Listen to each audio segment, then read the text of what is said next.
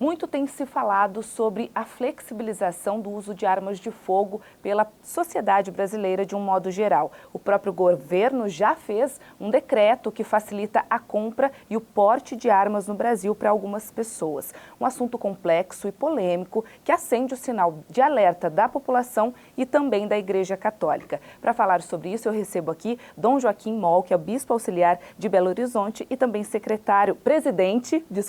presidente da Comissão para a Comunicação da CNBB.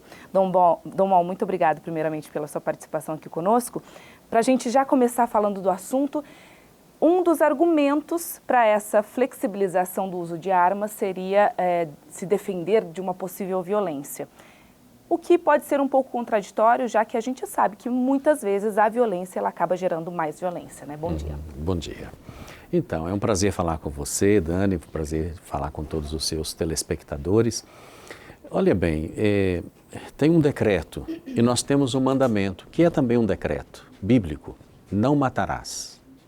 Isso é válido até hoje para todos nós. A compreensão de que armar as pessoas ou permitir, não é, a posse e o porte de armas vai diminuir a violência é um engano muito grande. Há países que têm esta legislação e que estão voltando atrás. Porque todos nós podemos, de fato, nos defender. Aliás, devemos. É o valor da vida que está em jogo, não é? Mas só que a gente se defende, se autodefende, se protege como legítima defesa, digamos assim, até um certo limite. Desse limite adiante, quem tem que nos proteger é o Estado. É o Estado. Então, é o Estado que precisa tomar medidas, é o Estado que precisa garantir a segurança de todos os cidadãos. E ele vai garantir isso, inclusive, não matando, mas tomando as providências necessárias para que todas as pessoas possam ter as condições de convivência dentro da sociedade. Por isso, de fato, é muito polêmico. É muito polêmico. Acho que há uma previsão, inclusive, muito ruim, não é? Mas me parece bastante realista, de que a violência pode aumentar. Levando em consideração isso, mesmo assim, tem alguns católicos que acreditam ou que são favoráveis a esse armamento da população, argumentando também que a Igreja defende o direito natural à legítima defesa. Só que o raciocínio não é exatamente esse, né, Dom Moll? O senhor falou um pouco a respeito disso, mas acho que precisa desanuviar esse pensamento para ter clareza dessas ideias, né? Eu penso que nós precisamos sempre, como católicos, cristãos católicos, mirar o nosso olhar, o nosso pensamento, o nosso coração no de Jesus. Jesus enfrentou a cruz. Ele enfrentou a cruz, inocente, sem um processo adequado. E ele enfrentou a cruz. Nós, de certa forma, carregamos também as nossas cruzes, não é? E precisaríamos aqui encontrar uma solução pacífica para a questão da violência. Então, eu lamento que muitos católicos pensem assim, porque isso significa abandonar, de certa forma, princípios fundamentais do cristianismo.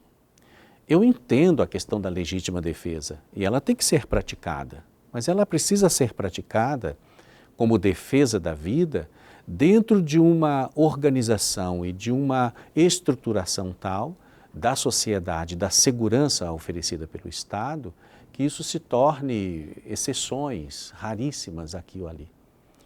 O que se imagina que possa acontecer é exatamente uma matança de pessoas. E tem um outro problema, gravíssimo, que também os católicos devem pensar. É que para ter a posse e o porte, precisa fazer curso, ter uma série de exames, uma série de condições e dinheiro para comprar arma. Ou seja, nós vamos ter uma parte da população que tem condições financeiras e econômicas de se armar contra uma parte da população que estará desarmada porque não tem condições financeiras de fazer tudo isso que é exigido pela lei. Perfeito. E é preciso dizer muito claro, serão pessoas mais abastadas armadas e pessoas mais pobres desarmadas. Então, é um problema muito grave. Por isso, as diretrizes da ação evangelizadora da Igreja do Brasil afirmam, essas aprovadas agora na Assembleia Geral da CNBB, elas afirmam que o armamento, ou a liberação da arma, tanto da posse como do porte de arma, não é solução para a violência. E a gente, quando fala a respeito dessa flexibilização, muito se fala, ou o foco principal é a questão da violência, mas a liberação, né, de armas para uma parcela considerável da sociedade trazem outros agravantes. Possíveis acidentes dentro de casa, né, com armas de fogo, e também uma questão muito séria, que é uma preocupação daqueles que são contrários a essa liberação, que é o caso de suicídios, que pode, inclusive, aumentar em relação a isso. Ou seja, não é simplesmente falar de violência, tem todo um contexto muito amplo a respeito disso, né? E olha, o suicídio tem aumentado assustadoramente. Talvez seja uma das taxas mais impressionantes e que nos deixam assim assustados, verdadeiramente assombrados, que é o aumento do suicídio. Exatamente como consequência de uma sociedade que desgasta e rouba todo o sentido da vida das pessoas. Então, se as pessoas podem ter arma e podem portar a arma consigo, então isso leva certamente ao aumento do suicídio, à facilitação do suicídio. Mas há outra coisa também que é muito importante, que é o que você mencionou, a questão dos acidentes. Quer dizer, como guardar uma arma de modo que ela esteja absolutamente segura? Todos nós esquecemos, todos nós temos lapsos, né, na hora de guardar, proteger, etc. Então aí podem entrar crianças, outras pessoas, armas que podem ser facilmente roubadas por pessoas que não têm a preparação devida. E tudo isso tem ainda um efeito colateral terrível, que é a indústria da arma. Exato. Ou seja, são indústrias que, inclusive em outros países, ajudam a financiar até mesmo políticos, pessoas que governam, e que agora terão os seus lucros aumentados porque terão que fabricar mais armas para vender para cidadãos comuns dentro da sociedade. Então, é realmente algo que precisa ser repensado, precisa ser amadurecido para a gente evitar um problema muito mais sério do que temos hoje. Temos ainda um fenômeno que tem crescido, ou pelo menos nós temos tido mais notícias a respeito desse fenômeno, que é o feminicídio, que aumenta todos os dias no nosso país, não é, Dumont? É bem lembrado. É outra taxa que nos deixa também assombrados. O que há nessa nossa sociedade, não é? Que fornece para a humanidade inteira a informação quase que diária de assassinatos de mulheres. Uma sociedade assim, uma sociedade marcada profundamente e que nós gostaríamos de arrancar da nossa cultura, mas pelo machismo. Então, qualquer conversa, qualquer discussão, que a gente vai dizer assim, é natural, as pessoas são diferentes, inclusive entre marido e mulher, num casal, pode justamente desaguar, não é? Não numa poça de água, mas numa poça de sangue, se a arma está à mão.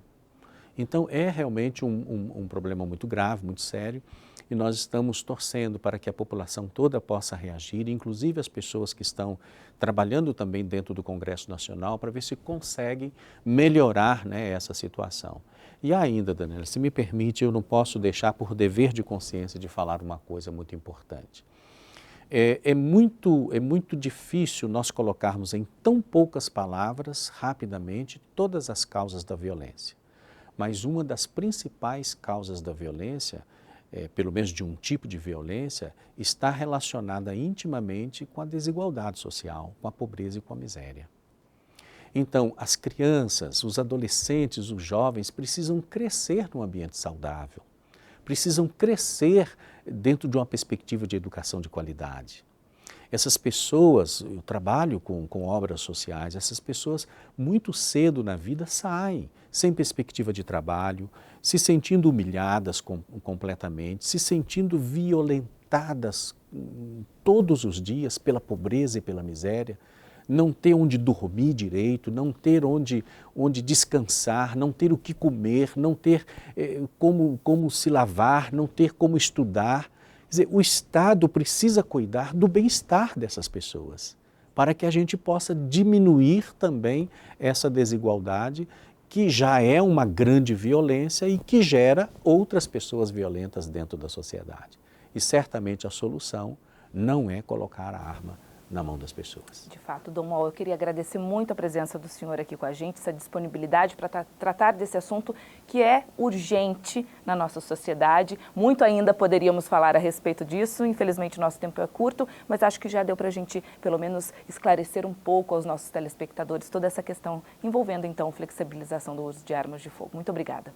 Agradeço muito. Deus abençoe o trabalho de vocês e que ele seja muito frutuoso na consciência e no coração das pessoas. Amém. Muito obrigada.